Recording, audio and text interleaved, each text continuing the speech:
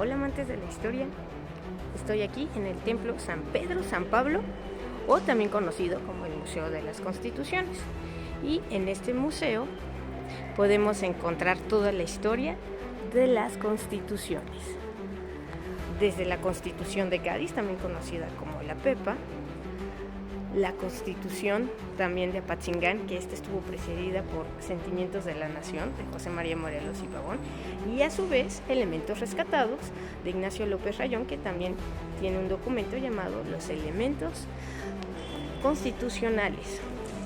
Aquí lo que me gusta es la parte de lo que representa de manera sencilla la Constitución, la razón de ser y de hacer, para qué sirve, sobre todo porque la Constitución son las reglas del juego. Entonces, ahí lo que estamos viendo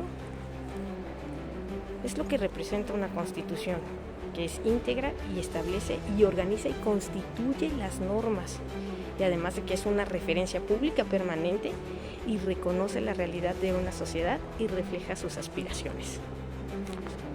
Entonces, amantes de la historia, vamos a hacer este recorrido y espero que les guste. Adiós. Estamos en una sección del museo donde se habla de las reformas de 1847. ¿Y por qué es importante estas reformas? Porque se dieron en plena guerra contra Estados Unidos. Esta guerra contra Estados Unidos que tendría como resultado la pérdida del territorio de más de 2,5 millones de kilómetros cuadrados, 60% de nuestro territorio. La aplicación de estas leyes pues también provocó de que las ideologías conservadoras y liberales se enfrentaran nuevamente, porque de algún punto habían hecho una tregua con las bases orgánicas del 43, que no rechazaba la idea completamente centralista. Sin embargo, las actas de reforma del 47 se hicieron ante una situación interna que se llama la Rebelión de los Polcos. Es un decreto presidencial que hizo Valentín Gómez Farías para pedir que todos los bienes y propiedades de la Iglesia fueran parte de la nación para poder costear la guerra contra Estados Unidos. Y déjenme decirles algo. En un principio, la Iglesia sí estaba a favor de que el gobierno mexicano pues luchara en contra de los Estados Unidos. Sin embargo, cuando se les pidió dinero, ahí fue donde dieron el grito en el cielo. Entonces, estas leyes de reforma, o más bien las reformas del 47, pues de alguna manera avalaron ese decreto de que los bienes de la Iglesia pasaran solamente para apoyar en los gastos de guerra. Muy pocos saben sobre estas reformas del 47 que se dieron en plena guerra con Estados Unidos. Y hay que recordar que Estados Unidos quería territorio, más no población. Espero que les haya gustado este pequeño episodio. Cuando se proclama la Constitución Federalista en 1824, solamente había 19 estados y 4 territorios. Y miren la belleza de este mapa del siglo decimonónico, donde la Alta California todavía era de la República Mexicana y la península de Baja California era una sola. Sonora y Sinaloa eran un solo estado. Coahuila y Texas, un solo estado, aunque también proclamaron su propia constitución, y muchos de estos estados proclamaron a la par la Constitución Federal a sus propias constituciones de acuerdo a las necesidades de cada territorio. Pero esto fue lo que más me gustó del mapa, como era en 1824.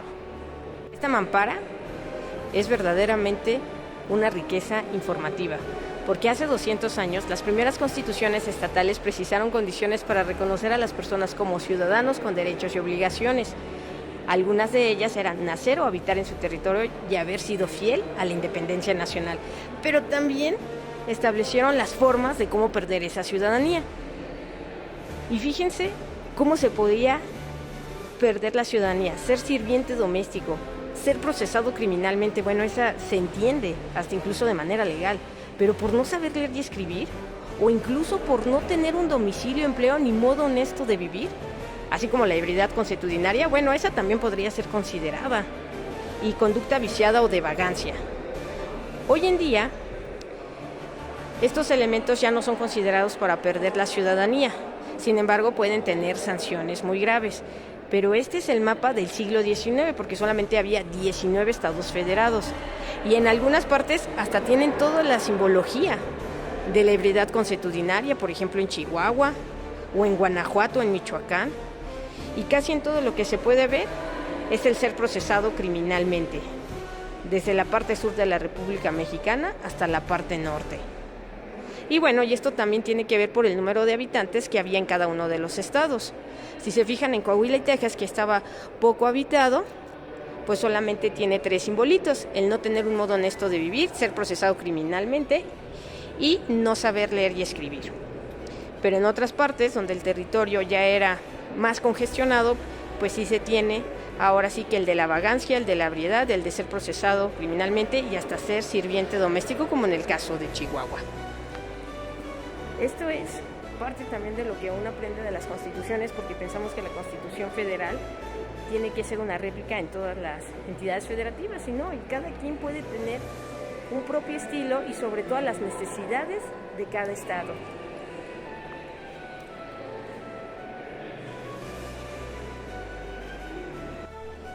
Esta mampara es una joyita, porque a veces la mayoría de los mexicanos desconocemos cuántas adecuaciones o reformas se han hecho a la Constitución.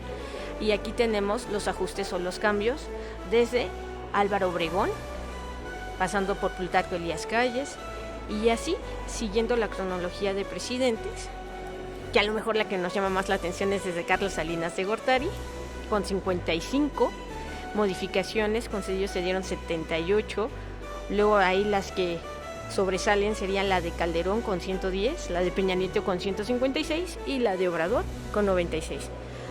Ahora, estos cambios se hacen no solamente en materia política, sino también se hacen en materia cultural, demográficos, económicos, ambientales, científicos o tecnológicos, que estas impactan directamente con las leyes.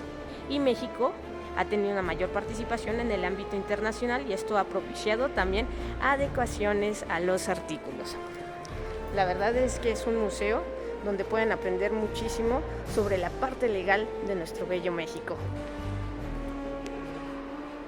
Esta es otra de la sección del museo que me gustó mucho, porque la Constitución de 1917 es la Constitución que nos gobierna y nos mantiene en esta realidad social con derechos, privilegios y también sanciones si no las cumplimos. Pero lo que me llamó la atención es que de manera muy puntual y resumida se encuentra la división de la Constitución Política de los Estados Unidos en títulos y sobre todo qué artículos refieren a los mexicanos, a los extranjeros, a las obligaciones de los ciudadanos mexicanos, en cuanto a la división del poder, del legislativo, ejecutivo y judicial, cuáles son sus facultades, así como las responsabilidades de los funcionarios públicos, del trabajo y de la previsión social, de las prevenciones generales y de las reformas de la Constitución. La verdad, les recomiendo mucho este museo, es totalmente gratuito, solamente tienen que llegar con las ganas y con una mente abierta de comprender cómo fue el proceso político y constitucional de México, porque fue un proceso en donde pasó por altas y por bajas, intervenciones constantemente, el cambio de ideologías. Entonces este museo refleja toda esa historia y de todos nuestros personajes históricos que aportaron un granito de arena. La Constitución ha sido modificada y reformada para el más alto bienestar del ciudadano. Esta mampara me gusta mucho porque viene la cronología de cuántos habitantes éramos en 1910 y sobre todo que hace una tendencia de cuántas personas seremos para el 2030. Seremos casi 140 millones de personas. Pero también en esta cronología podemos ver a los presidentes, en qué periodo estuvieron y sobre todo cómo va aumentando el número de personas en la República Mexicana. Y también vemos otra cronología que es la parte del medio, digamos como los eventos más importantes que se dieron, que es en la parte del medio, ahí donde dice el IMSS, educación gratuita, CONASUPO, y en qué año y sobre todo en qué sexenio le pertenecen. Y cómo va aumentando también la gráfica del número de habitantes. Sí, lo que yo les decía, ¿no? Que hay una tendencia que para el 2030 haya casi 140 millones de personas. Aquí lo pone a 138, pero si lo redondeamos es muy posible. Imagínense todo lo que pueden encontrar en el Museo de las Constituciones.